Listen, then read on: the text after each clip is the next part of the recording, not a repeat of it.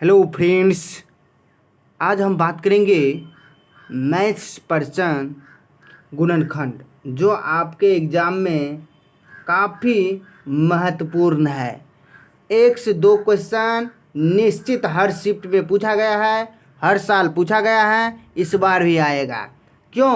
क्योंकि आपके थ्योरी से भी क्वेश्चन पूछ लिया जाता है और इसका सवाल भी पूछ लिया जाता है। लेकिन आज जो हम बात करेंगे थ्योरी के साथ साथ क्वेश्चन, उसके बाद आपको प्रीवियस ईयर का क्वेश्चन, दोनों आपको चर्चा करेंगे।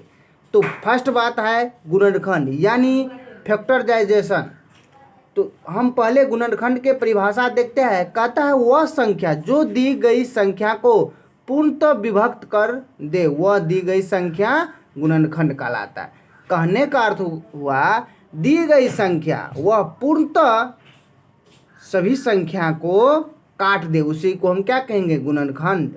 तो देखते हैं, जैसे 12 को फैक्टर लिखते हैं, क्या 12 तो 100 कटेगा ही। उसके बाद क्या 2 से कटेगा? जी हाँ। उसके बाद क्या 3 से कटेगा? जी हाँ। उसके बाद 4 से कटेगा? जी हाँ। उसके बाद 6 से कटेगा, 5 से नहीं कटेगा। स्वयं 12 से भी कटेगा। तो यही ना परिभाषा करता है, कहते वह संख्या जो दी गई संख्या को पूर्णतः विभक्त कर दे। तो दी गई संख्या पूर्णतः संख्या को क्या करेगा? विभक्त कर देगा। इसी को हम क्या कहेंगे? गुणनखंड। ये हमारा क्या हो गया? गुणनखंड हो गया। अब गुणनखंड का महत्वपूर्ण पॉइंट देखते हैं, जो आपके एग्जाम में डायरेक्ट क्वेश्चन सीटेट के एग्जाम में पूछ लिया जाता है और आपके बीपीएससी के एग्जाम में भी आ सकता है, जो टीचर बहाली है बिहार के अंदर। तो पॉइंट देखते हैं महत्वपूर्ण। एक प्रत्येक संख्या का गुणनखंड होता है। वास्तव में आप 12 की जगह पर 24 भी ले लीजिए तो क्या 1 आएगा? तो 1 क्या है? प्रत्येक संख्या का गुणनखंड होता है, कहता है। और महत्वपूर्ण पॉइंट, संख्या स्वयं का एक गुणनखंड होता है। देखिए यहाँ पर 12 लिए ना, संख्या 12 स्वयं है, स्वयं का गुणनखंड है। तो ये पॉइंट आपको याद रखना पड़ेगा, तब ये आपके एग्जाम में निश्चित एक क्वेश्चन हल होने वाले हैं। और तीसरा पॉइंट है इम्पोर्टेंट, संख्या 1 को छोड़कर प्रत्येक संख्या के कम से कम 2 गुणनखंड होता है। कहता है संख्या 1 को छोड़कर, 1 को छोड़ दो तो प्रत्येक संख्या कितना गुणनखंड होता है? कम से कम 2 गुणनखंड होना चाहिए। उसके बाद कहता है पॉइंट नंबर 4, किसी संख्या का गुणज, गुणज मतलब पहाड़ा, जैसे 2 को पहाड़ा बारे 2 1 2 2 2 4, वही हुआ पहाड़ा। कहता किसी संख्या का गुणज उस संख्या के बराबर या उस संख्या से बड़ा होता है।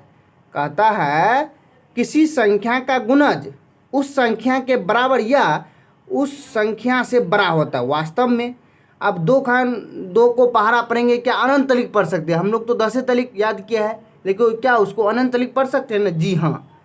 कहता है किसी संख्या का प्रत्येक गुणनखंड उस संख्या का पूर्ण भाजक होता है। यस, ये भी बात आपका पूर्णतः सही है। उसके बाद कहता है किसी दी गई संख्या का गुणनखंडों की संख्या परिमित या निश्चित या फैक्ट या डिफरेंट होता है। ये भी आपको लाइन याद रखना पड़ेगा। कहेगा किसी दी गई संख्या के गुणनखंडों की संख्या परिमित निश्चित होता है। चलिए फ्रेंड्स, अब देखते हैं इससे रिलेटेड क्वेश्चन। ये लाइन आपको दिख नहीं रहा था, फिर मैं पढ़ देता हूँ। किसी संख्या का प्रत्येक गुणनखंड उस संख्या का पूर्ण भाजक होता है।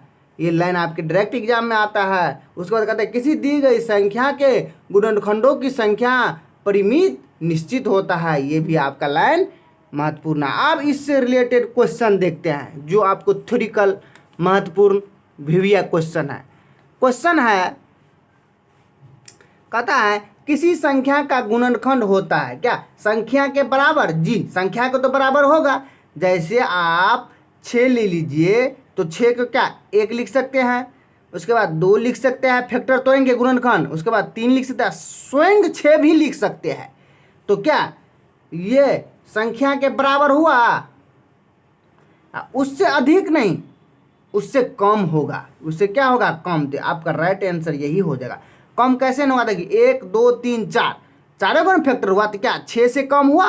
1 2 3 4, 4 को फैक्टर क्या 6 से कम हुआ? इससे अधिक तो नहीं होगा, इससे अधिक तो नहीं होगा। ये तो बात बिल्कुल सही है।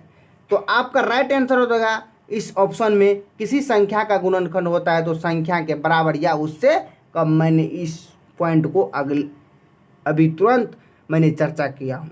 उसके बाद है संख्या के बराबर या उससे अधिक, नहीं उससे कम होगा। संख्या के बराबर तो होता है लेकिन उससे कम, तो ये दोनों ऑप्शन नहीं होगा। आपका राइट आंसर हो जाएगा एक का एक, एक का एक। चलिए फ्रेंड्स देखते हैं महत्वपूर्ण और इम्पोर्टेंट फैक्ट और क्वेश्चन। क्वेश्चन है प्राकृतिक संख्याओं के बारे में, प्राकृतिक संख्याओं के बारे में निम्न में से कौन सा कथन सत्य नहीं है। नहीं पूछा है, निगेटिव पूछा है। कहता है एक प्रत्येक संख्या का एक गुणनखंड होता है, ये लाइन तो बिल्कुल सही है। किसी संख्या का प्रत्येक गुणनखंड उस संख्या का पूर्ण भाजक है, ये भी लाइन मैंने चर्चा कर दिया और ये भी बात सही है। कहता है किसी दी गई संख्या के गुणनखंड की संख्या परिमित है, जी ये भी लाइन आपका सही है।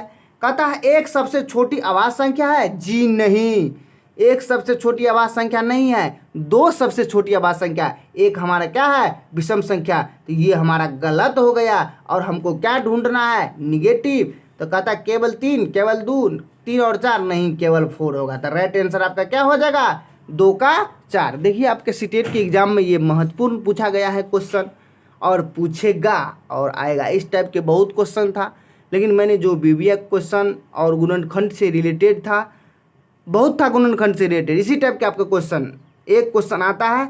और इस अब तो ये थ्योरिकल क्वेश्चन हो गया, पेडागोजी टाइप एक क्वेश्चन, लेकिन जो आता है सवाल टाइप एक क्वेश्चन, उसको भी हम लोग देख लेते हैं और बनाते हैं। और देखिए आपके एग्जाम में एक क्वेश्चन फिक्स है। कहता है क्वेश्चन है 60 में कुल गुणनखंड की संख्या बताइए।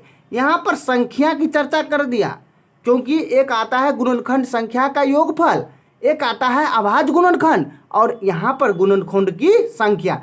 चलिए सबसे पहला काम करना है, जो 60 दिया रहेगा या कोई भी संख्या दे उसको हम क्या करेंगे, फैक्टर तोड़ेंगे, गुणनखंड तोड़ेंगे। तो क्या करेंगे, हमको 2 से लगा देते हैं। 2 से लगाएंगे तो कितना होगा, 30, 30 दूना 60। उसके बाद 2 से फिर लगाइए, क्या होगा 15। उसके बाद क्या 2 से लगेगा, नहीं अब 3 से लगेगा, 5 3 15। इसको गुणनखंड तोड़ना आता है सबको और हम प्रयास भी लगता है सबको। तो गुणनखंड तोड़े तो 60 को जो हम फैक्टर तोड़े तो क्या आ गया, 2 आ गया। उसके बाद 2 बार आ गया, उसके बाद कितना 3 आ गया, उसके बाद 5। तो 60 को हम जो गुणनखंड तोड़े तो 2 के कितने बार 2 है, 2 बार तो 2 बार लिख लेते हैं। उसके बाद 3 कितना बार, 1 बार तो 1 बार लिख लेता है। 5 कितना बार आए, 1 बार तो 1 बार लिख लिए। अब देखिए फ्रेंड, इसके बाद इसको तो गुणनखंड हम तोड़ लिए, लेकिन यहीं पर हमका आंसर आता है। देखिए क्या करना है, जितना पावर है अपना मन से कुछ नहीं करना है, 1 जोड़ देना है। पावर के ऊपर में क्या करना है, 1 जोड़ देना है। किसके ऊपर में, अब मान लीजिए 5 के पावर 10 रहता तो अपना मन से 1 जोड़ता। यही आपका रूल है, यही आपका ट्रिक है और एकदम क्वेश्चन बनेगा। तो तब देखिए और क्या करना है, जोड़ कर जितना बेस यानी आधार है उसको क्या करना है, अपना मन से भूल जाना। इसको क्या करो, फेंक दो, फेंक दो और लिख दो 2 + 1 गुन्ने 1 + 1 गुन्ने 1 + 1। यहाँ पर 1 होगा और इसको क्या करें, 3 2 1 3 हो गया, 1 1 2 हो गया, उसके बाद 1 1 2 हो गया। अब इसको क्या करें, गुना करके लिख दीजिए। कहता है 3 दूना 6, 6 दूना 12। आपका यही आंसर हो गया। तो 60 का पूछेगा, कुल पूछता है 60 में कुल गुणनखंडों की संख्या कितना हुआ, 12। तो आपका राइट आंसर हो जाएगा 6 का 12, 3 नंबर। तो फ्रेंड्स यही था आपका एक छोटा सा ट्रिक जो गुणनखंडों की संख्या बोल रहा था निकालने के लिए। अब देखते हैं और महत्वपूर्ण क्वेश्चन जो आपके एग्जाम में पूछा गया है। ये क्वेश्चन आपके एग्जाम में पूछा गया है ये क्वेश्चन। चलिए इसका भी फैक्टर क्या करते हैं, तोड़ लेते हैं। सबसे पहला काम क्या करना है, फैक्टर तोड़ना है। तो 2 से हम इसको भी लगाते हैं। 2 से लगाएंगे तो कितना होगा, 2 से 10, 2 से 10 दूना 420। उसके बाद 2 से लगाइए, क्या होगा 105 दूने 2 से 10। उसके बाद 2 से लगाएगा, नहीं 3 से लगा दीजिए, क्या 35 तिया 105 हुआ जी। अब उसको क्या करेंगे, 5 से लगा दिए, 7 पंचा 35। अब 7 से 7 7। तो हम देखते हैं 420 के गुणनखंड को तोड़ा तो 2 आया कितना बार, 2 बार गुने 3 कितना बार आया, 1 बार, 5 कितना बार आया, 1 बार, उसके बाद 7 कितना बार आया, 1 बार। अब क्या करना है, रूल क्या इसका कहता है, जो जितना पावर है उसमें से अपना मन से 1 जोड़ दो और बेस को फेंक दो, यानी हटा दो, जो आधार है उसको हटा दो। तो 420 को क्या करेंगे हम, 2 के पावर 2 है, इसमें क्या करेंगे, 1 जोड़ देंगे। 3 के पावर 1 है, अपना मन से क्या करेंगे, 1 जोड़ देंगे। 5 के पावर 1 है, इस अपना मन से क्या करेंगे, जोड़ देंगे। 7 के पावर 1 है, अपना मन से क्या करेंगे, जोड़ देंगे। और जोड़ने के बाद इसको क्या करेंगे, अपना मन से गुना करते, 2 1 3, 1 1 2, उसके बाद 1 1 2, उसके बाद 1 1। अब इसको क्या करेंगे, गुना करके लिख देंगे, वही आपका आंसर हो जाएगा। कहता 3 दूने 6, 6 दूना 12, 12 दूना 24, तो आपका राइट आंसर हो जाएगा 24। चलिए ये तो बात समझ में आ गया, तो राइट आंसर आपका क्या हो जाएगा, 24। तो 4 का आंसर हो गया 24। तो फ्रेंड्स ये तो हो गया गुणनखंड निकालने की संख्या। देखते हैं इससे महत्वपूर्ण और क्वेश्चन। देखिए ये क्वेश्चन सम में कुल गुणनखंडों की संख्या, इसको भी क्या करना है, इसी तरह तोड़ना है। देखिए सीखना पड़ेगा ये बात, आपके एग्जाम में सब टोटल क्वेश्चन पूछा गया आपके एग्जाम में, अपना मन से नहीं लिए हैं, टोटल क्वेश्चन आपके एग्जाम में पूछा गया है और BPSC में भी आ सकता है, टीचर भर्ती में। अब क्या कीजिए, इसके 2 से लगा दीजिए। 2 से लगाना है तो इसको क्या करेंगे, 50 दूने 100, फैक्टर तोड़ना है सबसे पहले, गुणनखंड इसी प्रकार तोड़ना है। उसके बाद 2 से फिर लगाइए, क्या 25 दूने 50 हुआ, उसके बाद क्या 5 से लग गया, 5 1 5, उसके बाद फिर 5 से लग गया। अब देखिए 100 को हमने गुणनखंड तोड़ा तो 2 के पावर कितने बार, 2 2 और 5 के पावर 2। अब इसका रूल क्या कहता है, अपना मन से पावर में क्या करना है, 1 जोड़ना है, 1 जोड़ दिए। उसके बाद क्या करेंगे, 2 + 1 गुना, उसके बाद क्या करेंगे 2 प्लस, यही 2 और +1 लिख दिए, यही 2 प्लस। और आधार को क्या करना है, भूलना है, आधार को हमको भूलना है। उसके बाद क्या किए, 3 2 1 3 गुने 2 1 3, तो इसका आंसर कितना हो गया, 9, 3 3 9, तो आपका राइट आंसर हो जाएगा 9। चलिए महत्वपूर्ण देखते हैं इससे फिर रिलेटेड क्वेश्चन।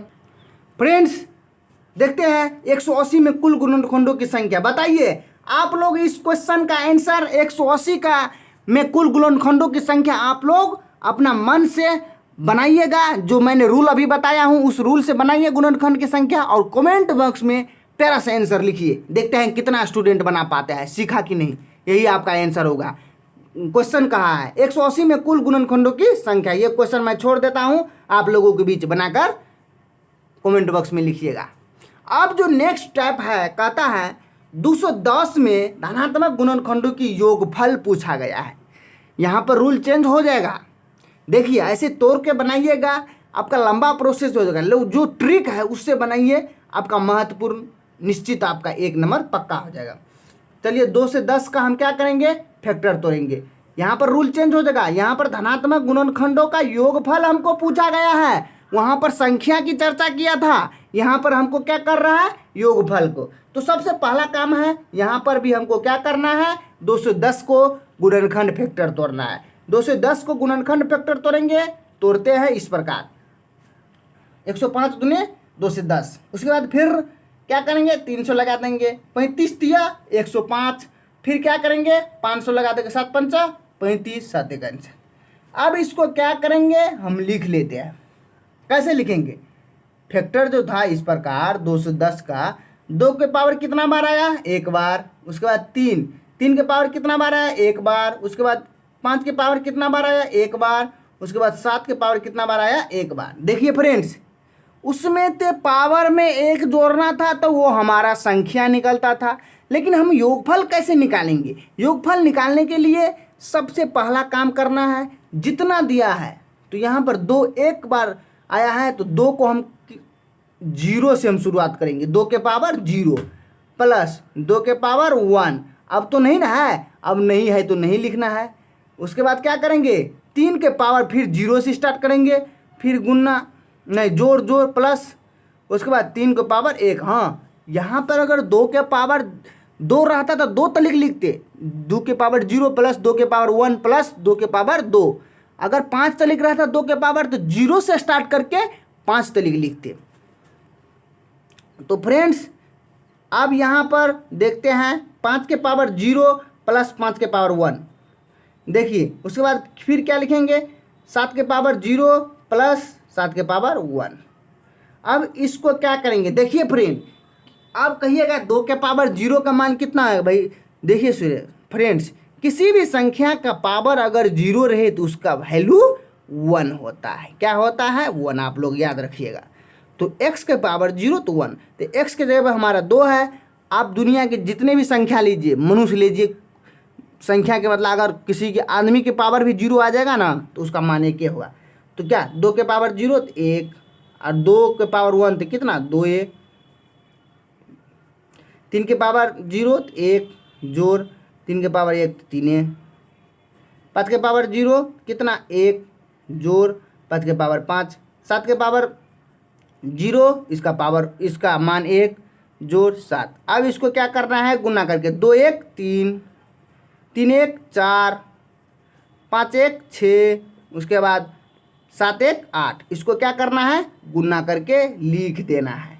गुना करके लिखेंगे जैसे इस प्रकार लिखिए, 4 तिया 12, 12 छक्का 72, 72 और 8 गुण कर दीजिए तो क्या हो गया 8 दूना 16, उसके बाद 8 सत्ता 56,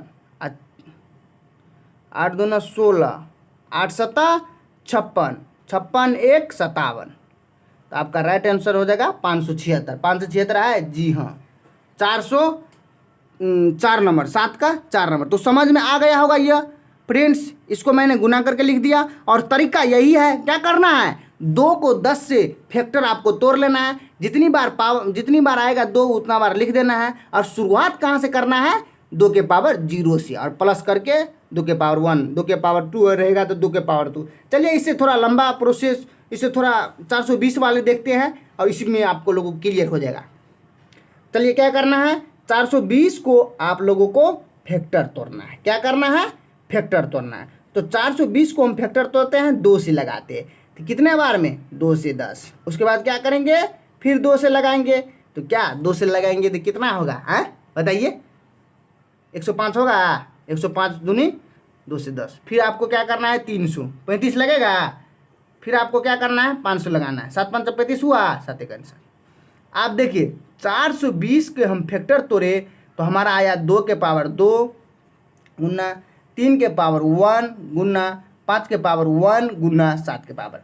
देखिए फ्रेंड्स, यहाँ पर लिखा गया है 2 के पावर 2, तो 0 से हम स्टार्ट करेंगे और 2 के पावर 2 तक लिखेंगे। देखिए हम कैसे लिखते हैं, क्या लिखने हैं, 2 के पावर 0 प्लस 2 के पावर 1 प्लस 2 के पावर 2।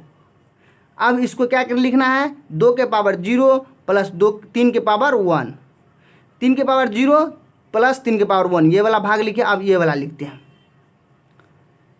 5 के पावर 0 प्लस 5 के पावर 1। चलिए ये हो गया। अब ये वाला लिखते हैं, 7 के पावर 0 प्लस 7 के पावर 1। अब कैलकुलेशन करते हैं, किसी भी पावर में 0 रहे किसी भी संख्या में, उसका मान हमने अभी क्या बताया, 1। उसके बाद 2 को हम क्या लिख सकते हैं, 2 के पावर 1 है तो 2, और लेकिन 2 के पावर तो 2 है तो 2 दूनी 4, इसका मान हो जाएगा 4।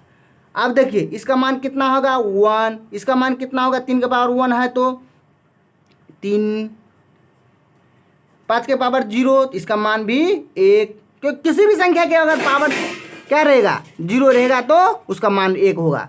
5 पैन 5। उसके बाद लिखते हैं 7 के पावर 0 तो 1, 7 के पैन 7। अब इसको क्या करेंगे, जोड़ के देखिए, 4 2 6 1 7, 3 1 4, उसके बाद 1 और 5 6, उसके बाद क्या 7 1 8। इसको क्या करना है, गुना करके लिख देना है, यही आपका। तो फ्रेंड इसको गुना करना है, 7 चौका 28, उसके बाद क्या करना है, 8 छक्के 48, और इसको हम गुना करेंगे 28 और 48 का, इसका गुना हो जाएगा आपका 1344। क्या आपके ऑप्शन में नहीं है तो नॉन आपका आंसर हो जाएगा। फ्रेंड्स ये धनात्मक गुणनखंड का संख्या आप लोग 2 महीने बता दिया, सीख गया हूँ। और एक और क्वेश्चन देखते हैं इससे रिलेटेड जो आपके एग्जाम में पूछा गया है। ये टोटल क्वेश्चन आपके एग्जाम में पूछा गया है, अपना मन से एक भी क्वेश्चन नहीं लिया है, थ्योरी अपना मन से लिया है। जो आपका रूल है वो मैंने अपना अच्छा से कवर करके बताया हूँ। फ्रेंड्स कहता है 180 में कुल गुणनखंडों की संख्या, तो 180 को क्या करना है, फैक्टर तोड़ना है। लेकिन इस सवाल का क्वेश्चन का आंसर आप लोग कमेंट बॉक्स में बताइए, क्या आप लोगों को बन रहा है ये क्वेश्चन। मैंने 2 क्वेश्चन अभी इस पर आधारित बनाया और 1 क्वेश्चन मैंने गुणनखंड की संख्या को छोड़, इसका देखिए ये संख्या नहीं, इसका यहाँ पर होगा योगफल। गुणनखंड की योगफल बताइए, क्या करना है, योगफल बताना है, योगफल बताइए।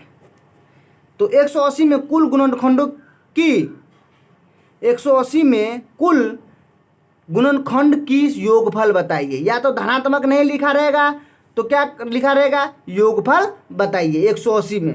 तो आपको 180 में कुल योगफल बताना है। आप लोग कमेंट में बनाकर हमको भेजिए, देखेंगे कौन कौन सा स्टूडेंट मेरी बात को पकड़ा है और सीखा है। आपके एग्ज़ाम में, सीटेट के एग्ज़ाम में जो 20 अगस्त का एग्ज़ाम होगा, आपका 2 नंबर फिक्स है, कहीं नहीं जाने वाला है। जो मैंने थ्योरी बताया है फैक्टर से, गुणनखंड से, वो आप लोग अच्छा से समझ लीजिए, और जो मैंने अभी क्वेश्चन सवाल बताया हूँ उसको भी अच्छा से समझ लीजिए। आपका 1 नंबर पक्का है। तो दोस्त डन, मैं चलता हूँ, नेक्स्ट वीडियो में मिलूँगा आप लोगों को अच्छे टॉपिक के साथ। तब तक आप चैनल को सब्सक्राइब नहीं किए तो सब्सक्राइब कर लीजिए, लाइक कर लीजिए, शेयर कर दीजिए। जय हिंद, जय भारत।